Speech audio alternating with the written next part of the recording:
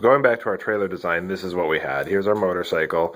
And don't laugh, I made this out of trailer, or a Lego, sorry.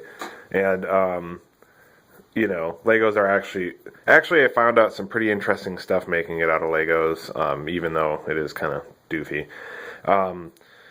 So the trailer we have now is a single wheel design. The only difference between this and what we have currently is that this piece in here allows the trailer to swivel, or you can see here, the bike can turn without the trailer. That's the only difference. This essentially reacts exactly the same as our current setup, which is interesting. So you can see when you're going down the road straight, the bike essentially is kind of free floating. You can lean it how you want to lean it, essentially. The problem we're having is this swing arm here is flexing, causing the trailer to actually move, just wobble a little bit, and that wobbling transfers all the way through the bike into the steering.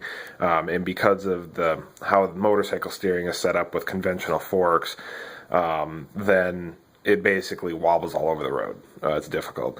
The interesting part about this design is once you turn, and this would be a slow speed maneuver, if I let go of the bike, it flops down. You can see as I lean up and back, the swing arm, there's a better view, actually goes up and down. And that's because of the geometry and how the swing arm connects to the trailer and where the stiff linkage parts are, and where it's allowed to turn. In this case, it's a two-wheel trailer, so the trailer stays flat, but essentially, every time you go around a corner, you can see it tries to lean out, which means you need to use the weight of the bike to lean in. So every time you're going along and you go around a corner and you take a sharp turn, you actually have to lean the bike way in to counter affect the lean of the trailer, because it's always going to want to lean out. And this design is difficult to ride at low speed, this design as it is with the two wheels and the pivot here allowing this to spin wouldn't make the bike shake. So at straight, on straight roads or going straight down the highway, this would probably be a fairly stable design, but at slow speeds it still has this problem of swing arm lean, which I'd like to eliminate.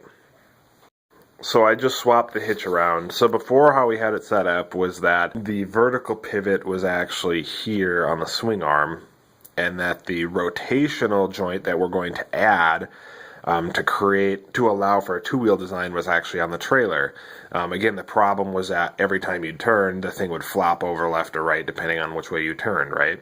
So what I did is I just swapped it. So now the rotational pivot is actually on the swing arm, the bike. You can see the bike turns, and the turning joint is on the trailer side. And I thought to myself when I initially did this, because I was trying to figure out which way to put the rotational joint on, I didn't think it would really make that big of a difference. In a straight line it doesn't. The bike still is kind of free floating. It's kind of weird with the trailer moving around because, well, they're Legos, and I had to have this joint actually up from in line. So when it was in line, it would actually be slightly less dramatic than it is now. But we'll work with what we have. But the interesting part is now when I turn, you notice the bike doesn't flop over. I can move the bike each way. And again, besides this being a dramatic joint because it's up high, the bike is actually free floating at a turn, and it's free floating straight. Which means that in slow speed maneuvers, essentially the only difference between having the trailer on and having no trailer would be that the bike would have a little more weight to pull. So let's say you were going around a corner and the tire on the trailer hit a little bit of a bump or something, you might feel that in the bike because you're, of course, trying to pull the trailer. But you don't have to lean the bike way in to counter this lean out. You can actually lean out or in or however you want with this system. When we modify our trailer, we're going to still use our swing arm, we're going to still use our trailer. We're basically going to have an extra piece in between that rotates, hooked to the swing arm, that'll be hooked to the trailer, and the trailer is what will allow for the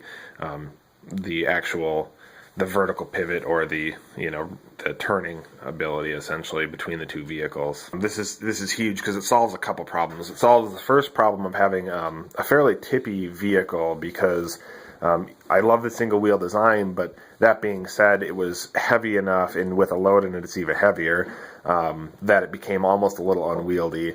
It solves the problem of having a wobbly trailer behind you pushing you all over the road, and it also solves the problem of having the bike turn and try to tip over. to do the pivot, we actually have a piece that I bought. What it essentially is it's kind of like a trailer spindle, kind of like the one sitting here. But instead of having this big spindle part here, it's actually got just a round tube. They're commonly used for bumpers on 4x4 vehicles for doing the swing out bumpers where you can mount your spare tire and gas cans and stuff like that. And it's basically the same setup. You've got bearings inside and it rotates and all that kind of stuff. It'll get welded onto the swing arm, and then there'll be a piece that will mount to the 2 heim joints that are still on the trailer. And that will essentially allow for our pivot and our turning motion.